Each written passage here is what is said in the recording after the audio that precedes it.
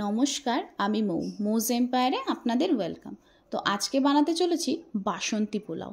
তো বাসন্তী পোলাও বানানোর জন্য দেখুন আমি এখানে 500 গ্রাম মতো গোবিন্দভোগ চাল নিয়ে নিয়েছি। আর গোবিন্দভোগ চালটা আমি আগে থাকতে আধ ঘন্টা ভিজিয়ে জলটা ঝরিয়ে রেখেছিলাম। তারপরে এর মধ্যে দিয়ে দিলাম একে একে আদা আর কাঁচা লঙ্কা বাটা। আদা আর কাঁচা লঙ্কা বাটা দেওয়ার পর আমি এর মধ্যে দিয়ে দিয়েছি এই ধরুন 2 টেবিল চামচ মতো ঘি। তারপর দিয়ে দিয়েছি আগে থাকতে গুলিয়ে রাখা একটু কেশর, আর সাথে আমি সামান্য একটু হলুদ দিয়েছিলাম কালারটা একটু ভালো আসার জন্য। তো দুধের মধ্যে আমি এটা গুলে রেখেছিলাম। তারপর দিয়ে দিলাম আমি এর মধ্যে পরিমাণ মতো লবণ দিয়ে আমি এটাকে খুব ভালো করে দেখুন এইভাবে মিক্স করে নেব যতক্ষণ না পর্যন্ত সমস্ত চালটা এই রঙটা চলে আসে চালটার মধ্যে। তারপর এর মধ্যে আমি অল্প একটু শাহি গরম মশলা দিয়ে দিলাম, আর আমার ঘরে তৈরি করে রাখা একটু গরম মশলা এর মধ্যে আমি দিয়ে দিলাম।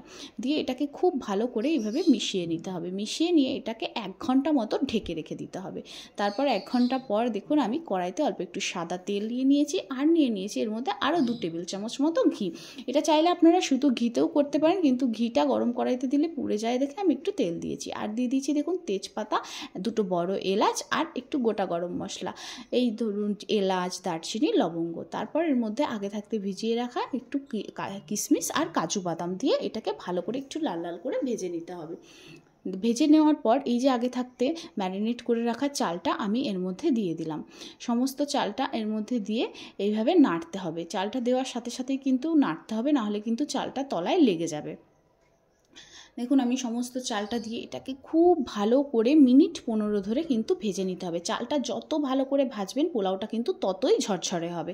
দেখুন আমি চালটা কত সুন্দর করে ভেজে নিচ্ছি, একদম নেড়ে চেড়ে ভেজে। দেখুন যখন চালটা দেখবেন ট্রান্সপারেন্ট হয়ে গেছে, একদম স্বচ্ছ হয়ে গেছে চালগুলো, তখন বুঝবেন আপনার চালটা হয়ে গেছে ভাজা। তারপর আমি এই বাটিটা মেপেই 1 বাটি চাল নিয়েছিলাম, এবং সেই বাটিটা মেপেই আপনাদের কিন্তু জল নিতে হবে। তো অনেকে বলে 1 বাটি চালে 2 বাটি জল, কিন্তু আমি সেটা দিই না। আমি 1 বাটি চালে 1.5 বাটি জল দিই। সেটা দিলে কি হয়, পোলাওটা খুব ঝরঝরে হয় আর গলে যাওয়ার কোনো ভয় থাকে না। আর সেটাও যদি আপনাদের মাপে অসুবিধা হয়, এই যে আমি দেখালাম আঙুলের একটা কর ডুবানো পর্যন্ত, চালের ওপর থেকে দেখবেন আঙুলের একটা কর ডুবছে কিনা, সেই পর্যন্ত জল দিয়ে এটাকে ঢেকে দিতে হবে 10 মিনিটের জন্য, মিডিয়াম টু হাই ফ্লেমে। তারপরে দেখুন চালটা এইরকম কুক হয়ে গেলে ওপর থেকে পরিমাণ মতো আপনারা যে যেমন মিষ্টি পছন্দ করেন সেই মতো চিনি দিয়ে দেবেন।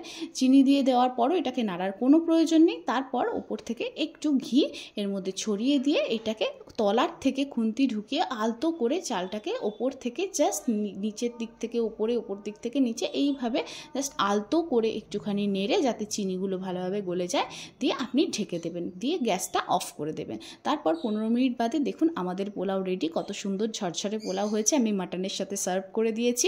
আপনাদের যদি রেসিপিটা ভালো লাগে আপনারা এটা বাড়িতে একবার অবশ্যই ট্রাই করবেন, আর ভালো লাগলে একটা লাইক, কমেন্ট, শেয়ার আর আমার চ্যানেলটাকে সাবস্ক্রাইব করে দেবেন।